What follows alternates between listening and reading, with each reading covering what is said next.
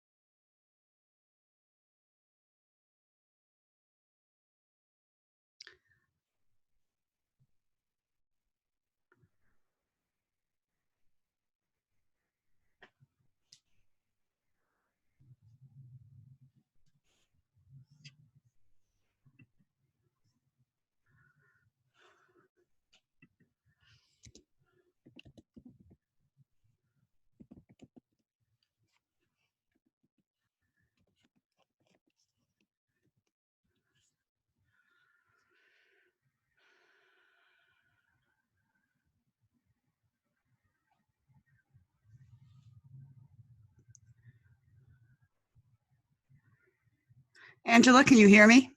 I can hear you. Okay, just checking. Yeah. I have a friend trying to help me. Go away. Yeah, I've got one over here. Yeah, he's just decided that, hey, this is pretty cool. Looking to see how much of the mess you can see behind me. Well, it's very professorial. That's my dining room. Oh. As you can see, my mess. You're not seeing the piles of books. Hey, Donna. Hey, Angela. Hey. You're looking good, lady. I'm sorry. Okay. Well, it's 1 o'clock, and thank you for joining us at our fourth session.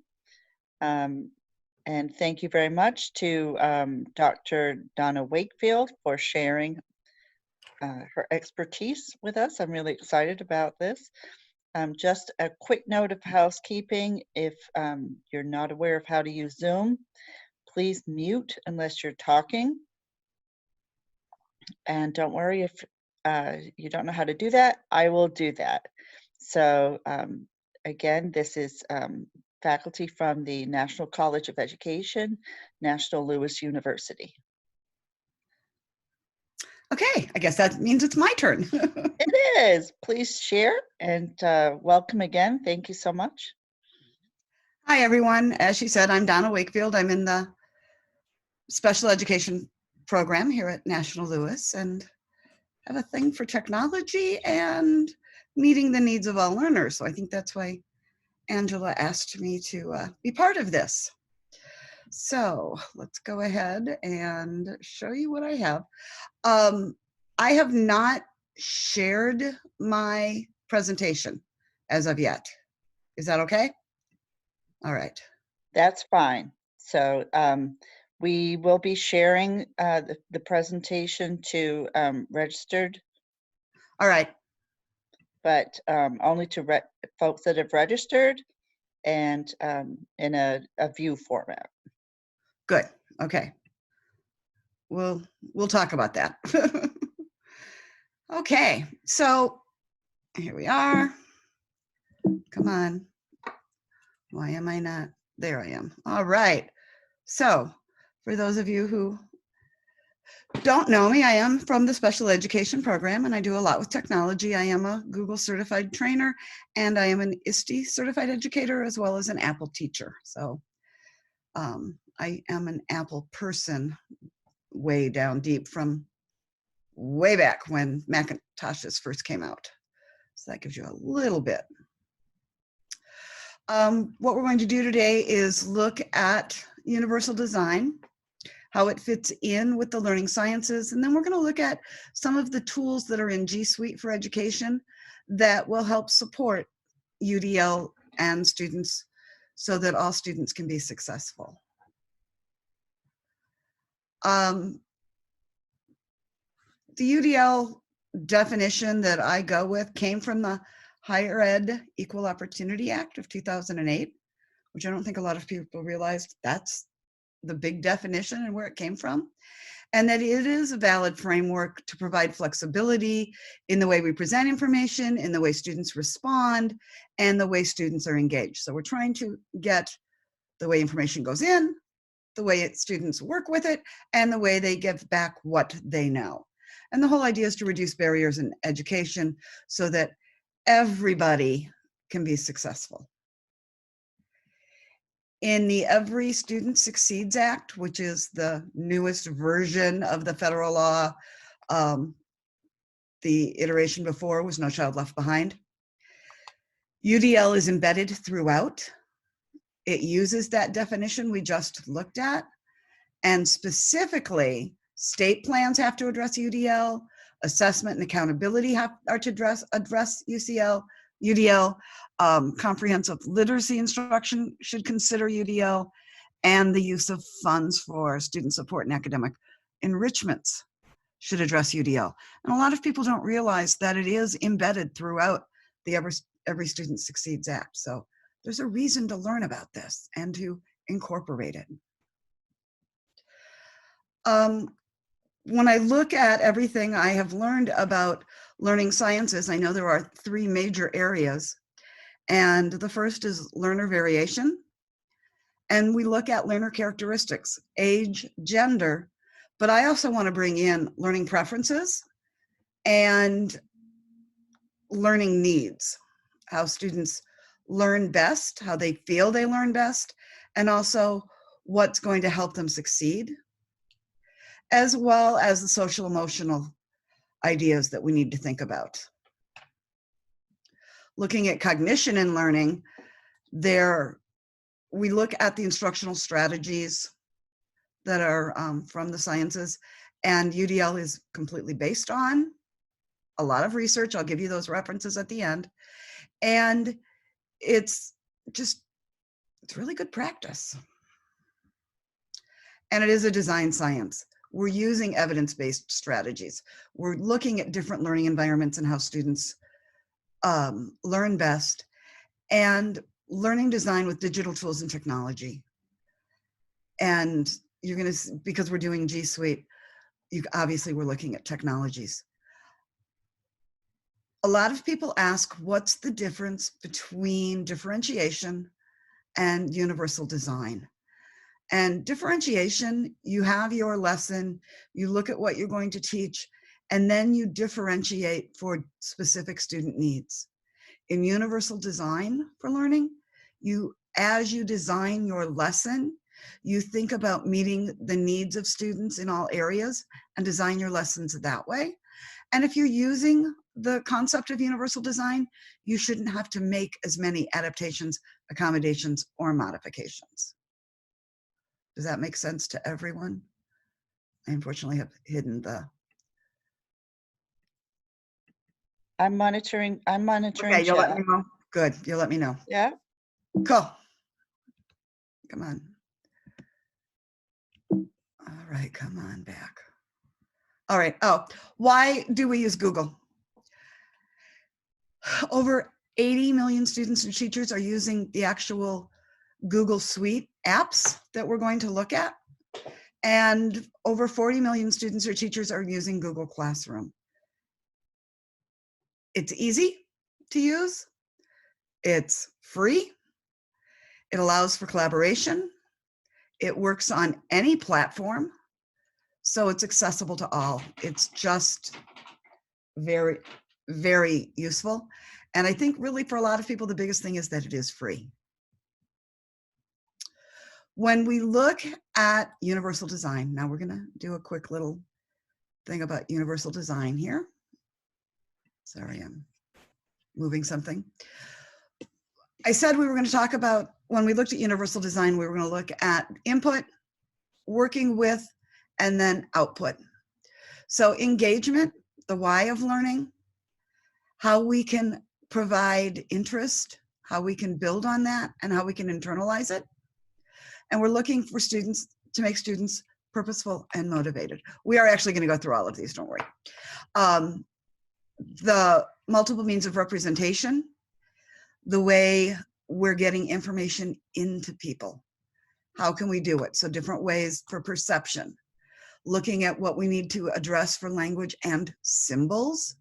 Think literacy, think writing, and comprehension, how we can help students understand. And then we're looking for expert learners who are resourceful and knowledgeable. So this is the how we're learning. This is the what we're learning. And now, well, this is the why. This is the how we provide so students can let us know what they've learned. So they can do it physically. They can do it through written. They can do it through expressive ways. And we also want to always look at executive functions. Some of those things that are automatic, the things some people don't have to think about, and some things we actually have to teach. And then we're looking at learners who are strategic and goal-directed. What I want to tell you is when you get the presentation, all of this information is from CAST, which is the big organization that does the universal design research and gives out all the information. And all of these are links that will take you, oops, it's right, it's going through my slides, but when you have it, they are active links that will take you to the CAST website. Wonderful. So Such you a can, great resource. so you can get more information on all of these areas. Okay. So G Suite. When we think of G Suite, we tend to think of Google Docs, Google Slides, Google Sheets, Forms, maybe. We're also going to be looking at Google Classroom. We're going to be looking at Google Drawings. We're going to be looking at Google Keep, one of my favorite things to work with. YouTube. A lot of people don't realize YouTube is part of Google. So, and there are some other applications that are going to pop up. So when we look at access, how kids are actually accessing information in Google Classroom. So we're looking now at recruiting interest and choice, relevance, minimizing threats and distractions. In Google Classroom, you have the ability to put students into groups. So this will actually, oops, I'm sorry, none of my links want to take me where there's, here we go. So what I've given you is a link to Shake Up Learning and the exact directions on how to differentiate and put people into groups in Google Classroom.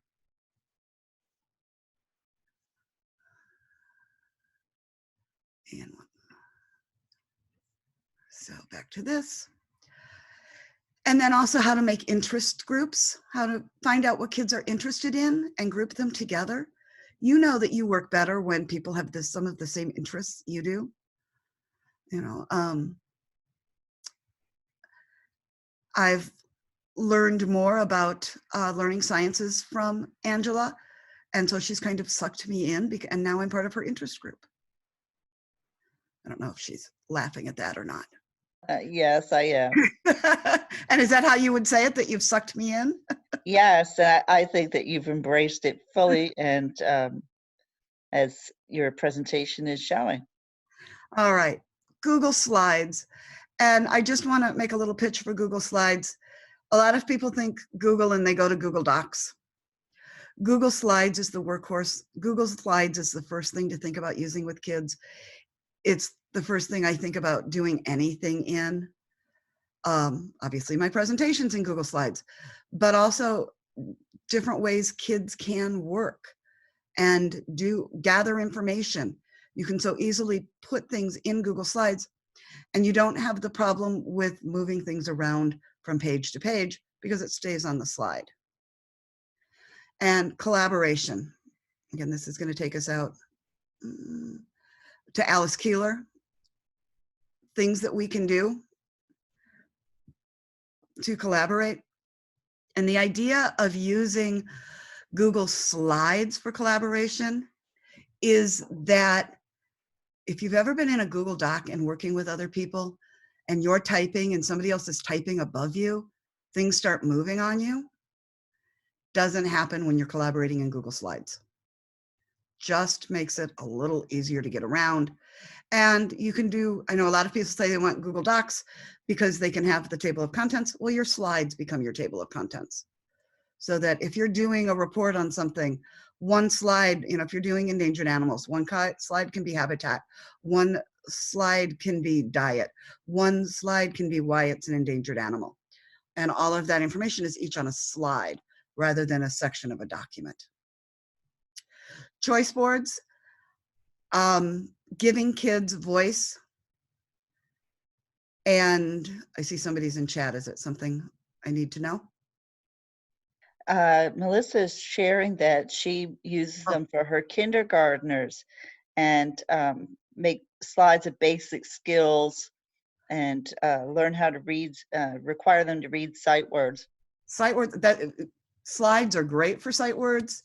I have slide decks for fry words, for dolch words, I have a slide deck for a word wall so that kids have access to the word wall on their device quickly. So there's so many ways you can do things like that. And the great thing is once you invest the time in creating these materials, you can use them over and over again. Yes. As long as you make sure you remember what you named it. So name it something that you're going to remember and come back to. And I highly advise you get good at organizing your drive and keeping things where you need to keep them. And it's something you do need to keep up with. That's just the hardest thing for people to get used to, is keep yourself organized, and it makes life much easier. But Drive also has a great search feature, so you can find things when you can't think of the right title, which I do all the time, even though I try and be organized. Choice boards, giving students voice to what they want to do and how they want to do it. In my grad classes, I have students doing reading responses every week, and I give them a choice board, and this should be my choice board. And I want them to learn different types of technologies to use with their students. So each time is a choice so that they can go out, learn a technology, still do their response, and still have some choice, some control over what they're doing. And this is designed, so these are writing activities, these are more game activities, these are more art activities. Padlet just kind of goes in everywhere. These are more video activities, and then I did put in a podcast and an option. I always want to give kids an option if they have their own idea. So, and what happens is if you pick, we're going to do book snaps, and it takes you to the page. Okay, I don't know why it went to Twitter. So we're going to pretend I picked Twitter. I have to check and see what's wrong with that link. But it's what they need to do and what they need to send to me. So they have choice, and then this takes them back to the, I want to check on Twitter. Nah, it's still Twitter. So your They're all students, Twitter for some reason. Yes. your students eventually learn most of the tools, but at their own pace, right? Right. Right. They're learning one a week. Because there are 10 weeks, they actually get to leave a few out. You know. That's a great idea. And I really think that kids coming up today are going to be better than the students we're working with, because our students want to write, because that's what they're used to. So I do have 1 week where they can just do a written response, the thing that they're used to. You know, have them that out. So, okay. So when you get this, you'll have a Getting this some podcast. comments here. Yes. I asked who's using Google Tools now. So we just want to make sure that folks know what we're talking about. The game activities, some of them are free, aren't they? Let's go back to that one real quick. Kahoot is free. Class Time is has a free version and a paid version. Do the free version. Most everything you need is in the free version, unless you're really getting high into the analytics. Penzu has a free version and a paid version. The free version is fine. Flipgrid is free. Chatterpix is free. Twitter is free. WordArt has a free version and a paid version. Everything we've been able to do in the free version. They do have to do like 2 extra steps where they download their image and then upload it to their reading response. And then for podcasting, in the podcast page, I have a link that will take you to information on doing podcasts in the classroom and a suggestion for a podcast tool. Questions? Just comments in the chat. Folks like Kahoot. Yeah, Kahoot is free. Mm-hmm. And you have to be careful, especially with older kids, if they figured out how to put bots in, and you'll get lots of strange names and responses into your Kahoot. Yeah. I've also just found out kids know how to hack into Google Forms. I just learned that this week. Oh, no. Oh, yeah. Book snaps can be done it originally came out of Snapchat, which a lot of people are a little afraid to use, but the directions are here to do it in Google Drawing, in Google Slides. I think there's one other thing that I'm blanking on right now, but I really like book snaps, where you go in, take a picture of your page, highlight what has really stood out to you, make a comment about it, add an emoji showing what you think about it, and then submit the picture. And I have students do 3 book snaps about their reading that week. Okay? Love it. Good with questions? Okay. Interest inventories, learning inventories. So just using Google Forms to find out what kids want to learn, what they're thinking about, what they like. Google Forms are very easy to make. You can collect all the information right on the Google form or connect it to a spreadsheet with 1 click. And it gives you everything in a 1-page view. Going on to perception, how we customize the display of information, offered alternatives for auditory or visual information. Use YouTube for instructional videos. And that link takes us to YouTube Creator Academy and how to start your own educational channel on YouTube. Directions are right there for you.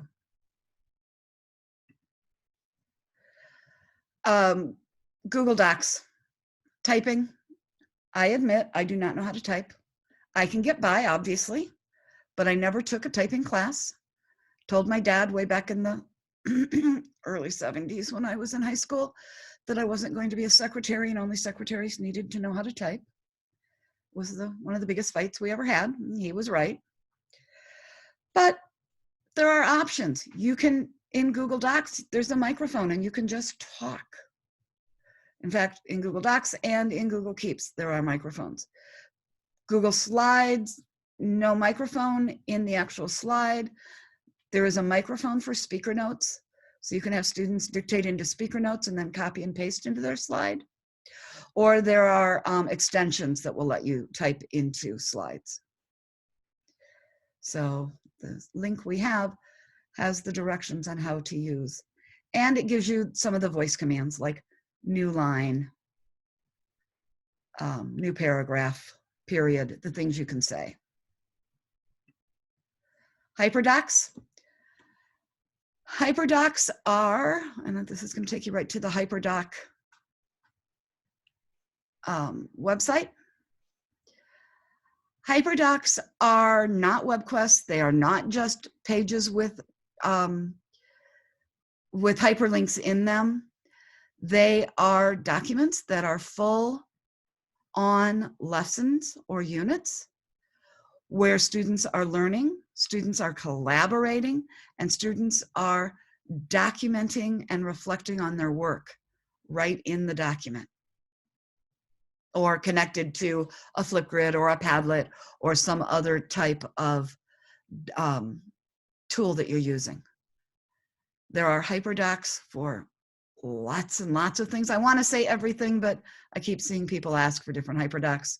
I'm in a hyperdocs group on Facebook, and people are always, you know, I need a hyperdoc for this book, or I need a hyperdoc for this task, and people will share. They're very open to sharing with hyperdocs, because the philosophy of the hyperdoc gals is that we never pay for hyperdocs. So in their site, they have a link to somewhere, Teachers Give Teachers, where they have free hyperdocs, how to take. So you can search for what you're looking for, and they're free. They just ask if you use someone's hyperdoc and make changes to it, you still attribute it to the original source. And don't put it on teachers pay teachers to get money for it.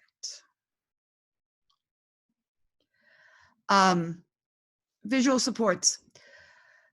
A lot of people, you know, ask about students in special ed and what can we do for them. And the two things I say that are the best things we can do actually for all students is visual supports, and for students who need it extended time. Google Drawing is a great site for making and sharing visual supports. So here are exact directions on making different things in Google Drawing. You can make your own graphic organizers. You can make your own, I just lost the word, info charts. What's the word? Infographic? Infographics. I was thinking infogram, and I knew that wasn't right. Infographics. And if you look at some of the different sites, a lot of things are made. One of my favorite, and I won't talk about it, it's coming up. It's coming up. But you can also make your anchor charts. And I think this is the same link. Yep. So you can also make your anchor charts right in Google Drawings, and then share them with students. You can print them out. You can post them in your blog or on your classroom site, made in sites, which I think we'll be getting to. Playlists. Let's go on to physical action. Playlists, making playlists in YouTube. And I have directions on how to make playlists. Welcome back to another Mr. Lee Teaches YouTube tutorial. Let's not watch the whole tutorial, but make a playlist for each group, or for if you've put people into groups, or for your class, of the videos you want them to watch. Going to give you a little trick. If you find YouTube videos you like and you want to use them in your class, and you don't want it to automatically start like that, and you don't want whatever ads are going to pop up with it, or have it go on to the exact next video, which may or may not be appropriate, use the embed tool in YouTube where it says share, and you can embed the information and put it on your into a Google slideshow, and it will show just that video without the ads at the beginning and without going on to the next video. Makes life a little easier. So you can actually go find all your videos in YouTube, put them into a playlist in Google Slides, and kids aren't going as many places, hopefully. Helpful. Chrome. Does everyone know what Chrome extensions are? Do we have any no's coming up quick, Angela? You can see my whole screen with the tabs, correct? Yeah, we got to know. Let's talk about what Okay. they are. Do you see my whole screen with the tabs? Yep. Yep. Okay. Notice, okay, in Chrome, I use the Chrome browser, where the URL goes, the address goes. That's called, Chrome calls it the Omnibox, because it does so many different things. Notice how little my Omnibox is today? Because I have all of these extensions open right now. I usually don't have this many open, but we were at a conference this week and I was adding extensions as people talked about them. So I need to go back and close some of them. And I'll show you how to do that in just a second. Extensions are little applications that sit right in Chrome and you can open them up. I have Grammarly right now. It's turned off. I don't know why. I have Inset Learning, so I can go into YouTube videos and add my own information. I have, what's this one? Permanent Clipboard. I have Audio Voice Recorder Pro. So that's one of those ones where I can record my voice to put into Google Slides. I have the Wakelet app. So these are just, I'm gonna go down here. I go to the Chrome web store and I go here often enough that I just have to write in Chrome. And these are different. Most of them are free. Some are paid. I do have a couple that are very expensive, but I can say I want Bitmojis because I like my Bitmojis. And right there, here's my Bitmoji. You can see it's already added. If it weren't added, it would have an add it right here. And then it sits right up here. And I can open up and put Bitmojis just by doing a copy paste. I can put a Bitmoji. Oh, that's a good one. That is me. I can copy Bitmojis and put them wherever I want. Now you do have to put the app Bitmoji on your phone first to make your Bitmoji, and then you log in to when the first time you open Bitmoji on your as the extension, you'll have to log in to get your face and your outfit that you've put on. And people who know me are very surprised that I'm always wearing a Cubs outfit. So these are all extensions. This row down here is my bookmarks bar, but the one above are extensions. If you're going to play with extensions, the extension I tell you to get first is Extensify. When I said I had a lot of extensions open, I have a lot of extensions that I have added. So I don't need Permanent Clipboard, and you'll see that right now, you see it has the icon and the icon. I want to turn Permanent Clipboard off.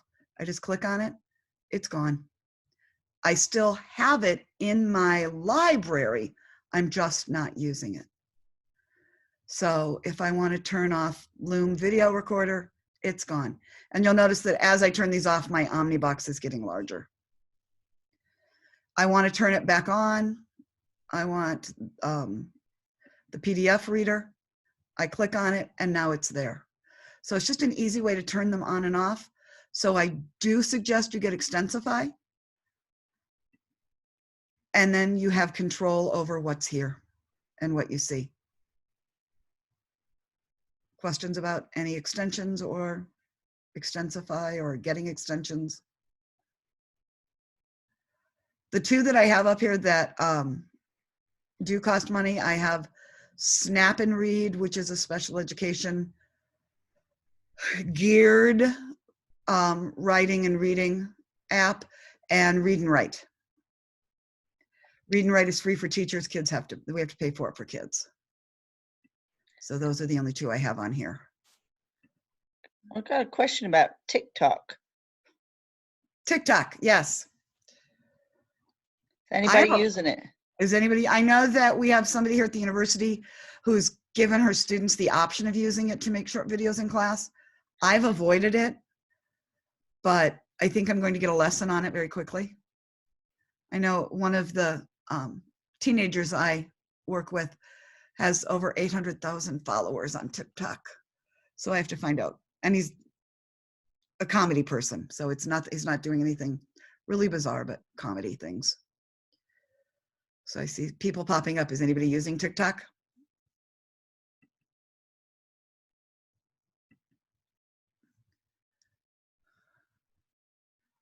What is the Facebook group called? I see that. It's Hyperdocs. Just search Hyperdocs, it'll come in. Oh, interesting. I just saw news that it's from China and they discouraged the use. I think that's one of the reasons I've stayed away from it, but not real sure. Going to find out a little bit more. Working with teenagers has kept me young, shall we say. Yes, the middle schoolers in particular and high schoolers use TikTok a lot. And is there a limit to the video? Is it still 8 seconds? I think it can be a little bit longer than that, because the ones I was watching life hacks on TikTok just to see what it was, and some of them seemed a little bit longer than 8 seconds, but maybe not. Okay. See people popping up. So Chromevox is will read your screen to you, and so will Chrome Speak. So these are both extensions to have it read to you. The last one for access is Google Keep. And Google Keep is a very robust to-do list. And you can see I have it right up here. I'm gonna scare you by opening up my Google Keep. You're gonna see different things. I have grading notes. I use it when I just wanna copy things that I put in grading. Just different things. You can color code them. You can put in your cute little titles. You have, let's go back there again. So I'm gonna do, when you open it, you can take a note. You can do it as a checklist and add things, or you can draw. It isn't auto drawing like the auto draw app, which I've become enamored with, or you can add pictures or dictate. And I just closed our presentation. That was good. So I see there's a question here. I have a question, Donna, Sure. about Google Keep. And if you're creating the checklist, what happens when you complete the items? It goes to the bottom of the checklist and has a line drawn through it. Excellent. So it's there still are there, but you can tell that you did it. So you don't forget it. And then you can uncheck it and put it back in. So say it's, you're going to the grocery store and you need milk, and next week you need milk again, you can uncheck it and it'll go back on your list. Thank you. You So can Donna, could you use, oh, sorry, go ahead. go ahead. No, go. I was just gonna ask, can you also use Google Keep like Note as one of the things on your menu? Like so students can Yes, I did that. I did that. I had that as an option last term, and just decided that I wanted to go a little different this next term. So I took Google Keep off.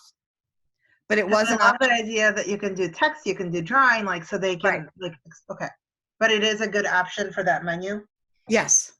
Oh, it was a great one, and they loved it. And that they all did Kahoot, they all did Google Keep, and they all did Padlet.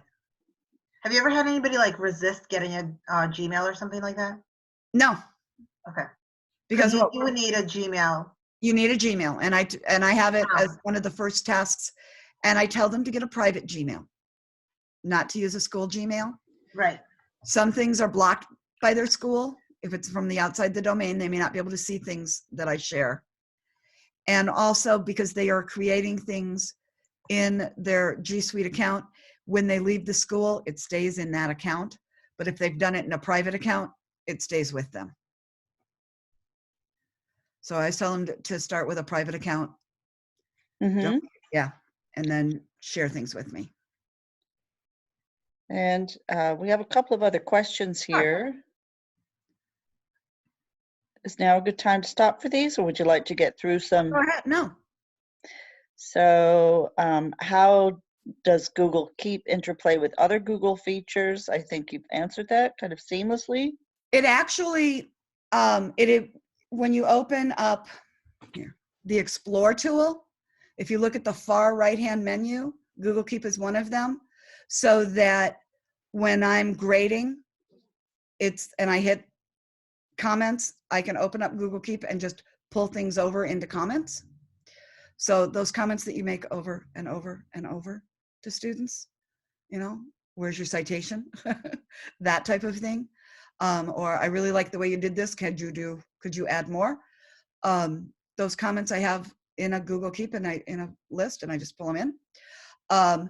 It sits right, if you're using Gmail and go into the Gmail app, you can have it right on the right side, and you can put things from your mail right into a Google Keep.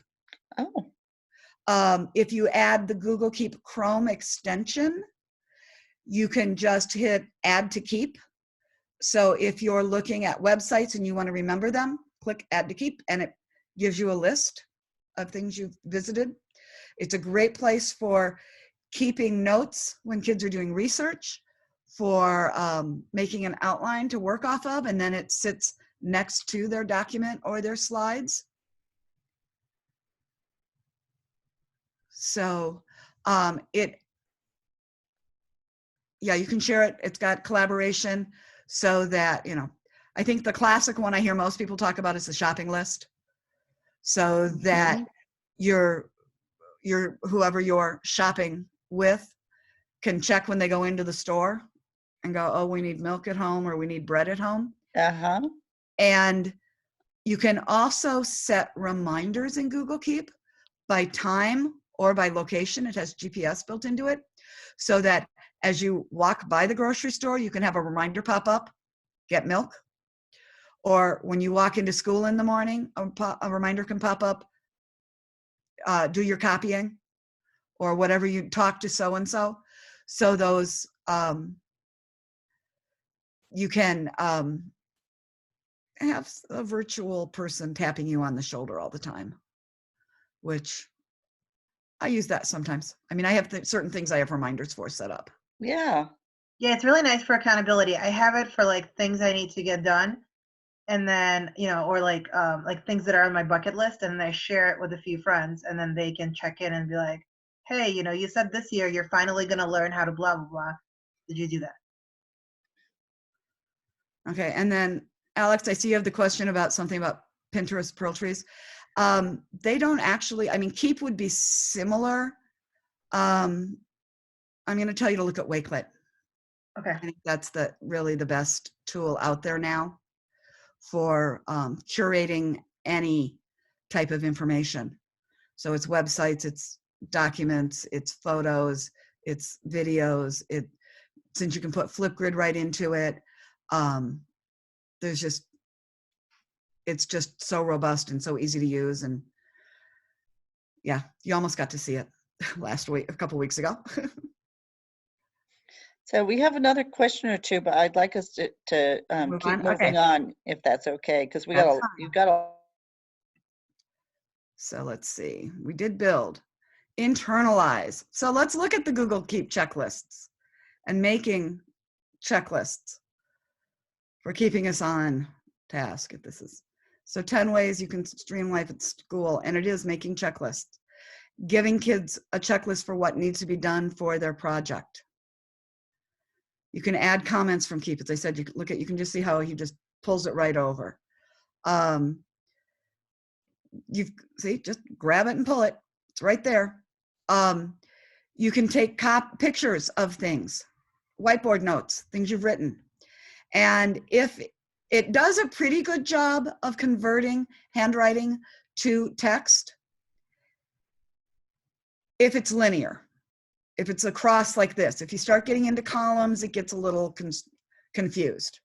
But I can take a picture of this, drop it into Keep, and it's going to turn it right into, I can take a picture of handwriting and drop it right in, and it's going to convert it to text. So you've got your notes with another person, websites with one click using the extension. You can move your big notes into a Google Doc. You can search on it, you can color code it, get reminders, and then the transcribed printed notes. Snap a photo, and then choose grab image text from the 3 dots at the bottom, and boom. If it's readable, it does it. So much we can do with Google Keep. In classroom, doing exit tickets. Just how to use polling. It's part of classroom now. So you can go in, make a question, have them answer it. Exit tickets are just such a great way to know how kids are doing. Also do them as entrance tickets. Where are you? What do you need help with today? Do them partway through projects. How are you feeling? Are you keeping up with what you need to do? In Google Slides, you can do a data notebook. You can do a portfolio. How to design portfolios is the information I've given you. Again, the graphic organizers in Draw. And I think I've given you a link to like 25 different graphic organizers that you can use. They're right here. If you haven't looked at Ditch That Textbook, the site or the book, highly recommend it. Lots of great ideas from Matt Miller. So here's the graphic organizers, all done for you. So a Word web, and it opens it, makes a copy, and it's thinking about it, and there it is. See how it has the checkered background? That tells you you're in a Google Draw. And then I can move these around, or I can just write on them. So there's lots of different organizers for you. Snap and Read is the one extension I really, really like that I have added. And it is up here somewhere. I might have turned it off temporarily. It is by Don Johnston. It has read aloud. It has dynamic text leveling. It will actually go in and change. We talk about Newsela, or we talk about Tween Times and how you can go in and change the Lexile. You can do that on any website with Snap and Read. Translation, study tools. You can remove distractions, so we're not looking over at those ads over there. Color overlay, we know that helps a lot of students with reading because black on white is one of the hardest things for us to process. Picture dictionary, bibliographer, cite sources on any web page. Screenshot reader, this is really strong, that if there's text in a picture, screen readers can't read it. They'll just tell you what the picture, that there's an image there, or if they have put alt text behind it, what the alt text says, they can actually read the image. Readability Analyzer tells you what the grade level is, and annotation you can highlight in text PDF, save to Google Drive, OneDrive, or download. Try it. It is a paid application because it is so strong. So that's the only drawback to Snap and Read. Donna, we had a question about the graphic organizers from Google Draw. Can we just go over that again briefly? Thank you. Do you want me to open that back up? Yeah. How do you get there? How do you get there? You'll have the link, but it is I would just Google 25 free Google Draw graphic organizers. So this is an article. This is on Matt Miller's blog, Ditch That Textbook. Okay. And his whole premise is there are so much else we can do besides just answering questions out of textbooks. Mm-hmm. That's just what he does. So he has lots. I listen to his podcast every week in the car. Read what he has. I follow him on Twitter. He's one of my biggies. I have 3 or 4 biggies that I follow, and Matt Miller's one of them. Shake Up Learning that I showed you before, and Casey Bell are the other ones that I really follow. Getting a little touchy here. Interactive activities in slides. We tend to think of slides as a presentation tool, but you can make, and again, look at where I'm at, Ditch That Textbook. You can take a slide and have things that students move when they're in edit view. They don't have to be in present view. So you can have them sort, you can have them classify, you can have them go in and answer. You can give them a word bank on the side and they pull in their pictures or their words. So just making slides interactive, very easy to do. They just don't see it as a present tool, they do it in editing. Questions about that one?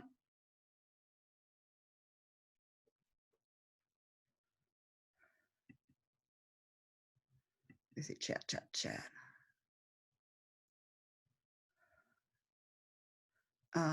Actually, you know what I'm gonna do? Move this, copy.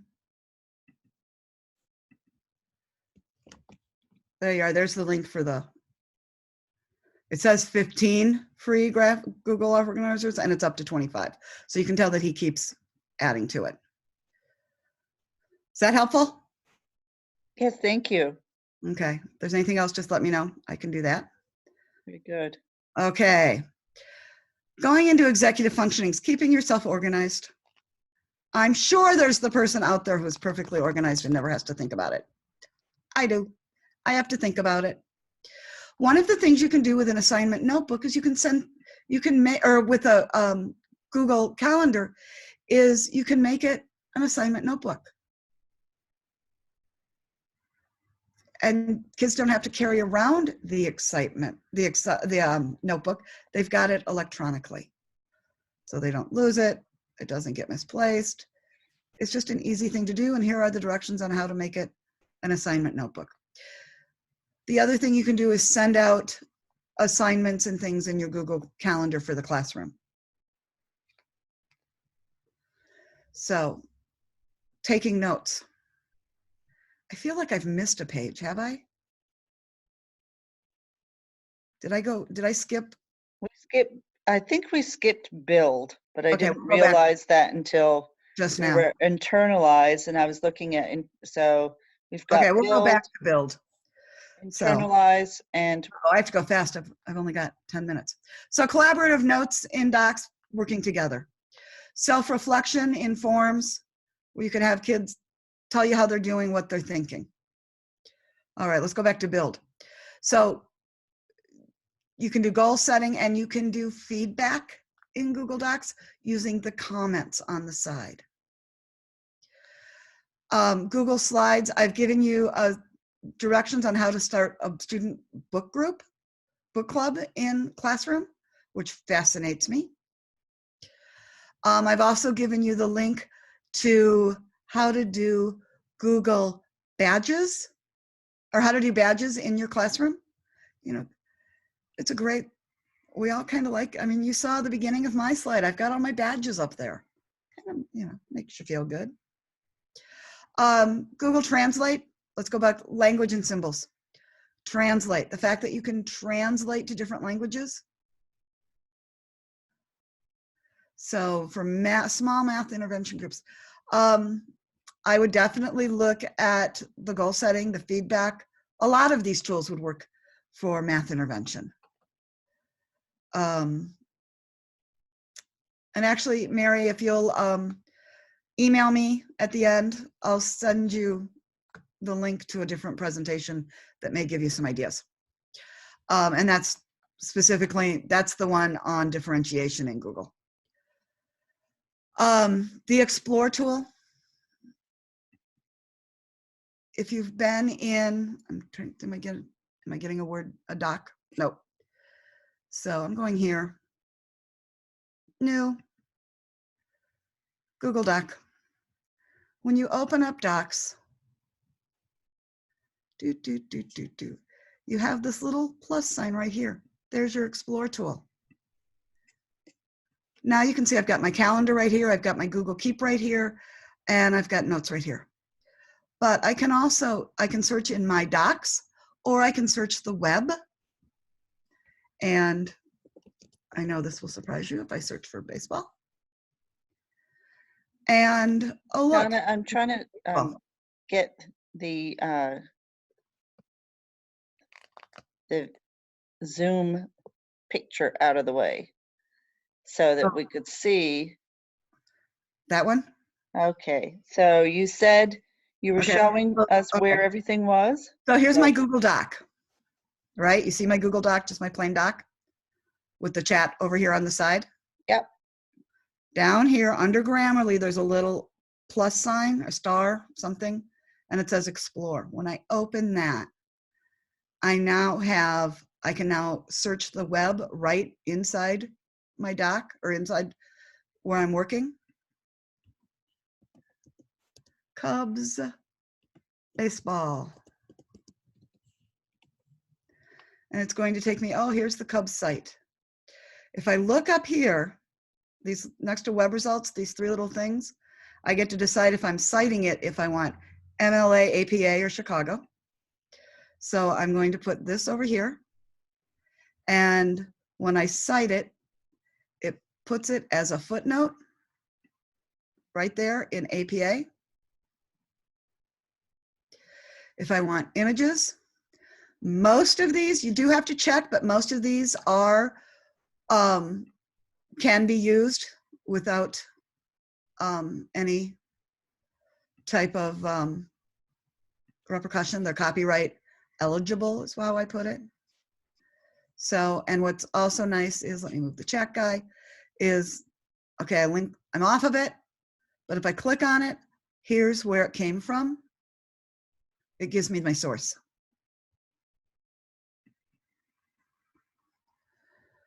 So that's the Explore tool that I really, really like. There is an add-on. Let's go back to my doc. Since we didn't know extensions, everyone may not realize that when you're in your docs, we have the file, edit, view. We also have add-ons. These are extensions work across Chrome. Add-ons work specifically in the application that's open. So these are add-ons I've added to my docs, and one of them is Word Cloud Generator. And I can make a word cloud right in. It's telling me I don't have enough words, but if I had a list of words, it would have made a word cloud for me. I think it was looking at the pictures. Well, yeah, it's looking at the pictures going, yeah, that doesn't work. So these are add-ons. You just go to Document Add-ons, Get Add-ons down here, and it takes you to the list. Math type, so you can do your little math your very important math symbols. A highlighting tool, rubrics, all sorts of interesting add-ons. Fun text. And again, free. Just knowing where they're at and going and finding and kind of checking out what you like and what you don't like. Google Dictionary is an add-on extension. Grammarly, which tells me how I'm writing. Storyboards and comic strips in Google Slides. I have 3 minutes. So it shows you how to make a storyboard or a comic strip. There's a video editor and then the digital manipulatives. So have I gotten most of the questions answered? And I know you're going to have to look through this and kind of find out what else you want to know, and then you can contact me. There's such a lot of great information here, Donna. We do have a couple of outstanding questions. Uh-huh. How do you get to the goal setting in Google Doc? And where do I get more information about how to create an assignment notebook?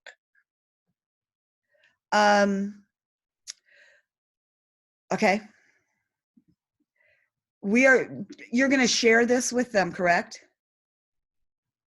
Angela, you're going to share my presentation? Yeah. So you will have the links to all of the information that I showed you. So you'll be able to see how there is information on goal setting. There is information on how to do that. I think the template is there for the assignment notebook. Mm-hmm. So, and then Great. If you have other questions, then you can contact me. My info's on here. Oops. This will take you to the CAST website. This will take you to Angela's website. And we just did the questions. There is a conference feedback form. I know you all have links to it, but if you need it, here's the bit.ly teacher craft feedback, because I made the link and then realized I wasn't sure if you would have this. And my last little blurb that I have to get in here, Angela's heard this before. Here's ways to connect with me. Follow me on Twitter. I'm trying to get better at tweeting. You'll notice that I was very specific about the way I designed this presentation. That's part of my UDL, is I think ahead. And I didn't do a lot of cutesy fonts. I didn't do a lot of animations. There were no animations. It was a gray background because it's easier on your eyes. I use a blue font because it's easier on your eyes. The slides are pretty simple, one subject. I love this one. I say no more than 6 bullet points, and then I have 7 on this slide. I use bold. I don't use italics, highlighting, or underlining. Anything that's underlined is a link, and everything's aligned to the left. So by designing my slides this way, I'm already using concepts of universal design to make sure that my slides are more likely to be accessible to everyone. Okay? And Lexa and Deca is in the Google Fonts. You have to ask it for more fonts.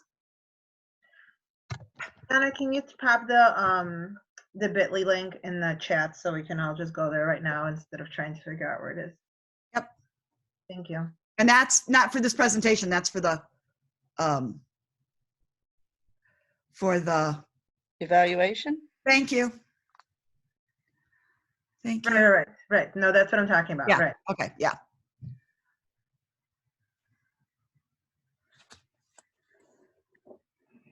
Okay, well, we're just about at time, and I'd like to thank Dr. Donna once again for sharing this tremendous amount of information and helpful resources. I look forward to implementing some of them in my own teaching. And I'd like to thank everyone who spent time with us this Saturday, and hope you learned something, and we look forward to sharing with you again. Please share feedback on the evaluation form. There's also, it's very brief, there's a question asking if you would like to know about future events on learning sciences topics. So thank you very much, everyone. Thanks, everyone. It was fun. Thank you, Donna. All right.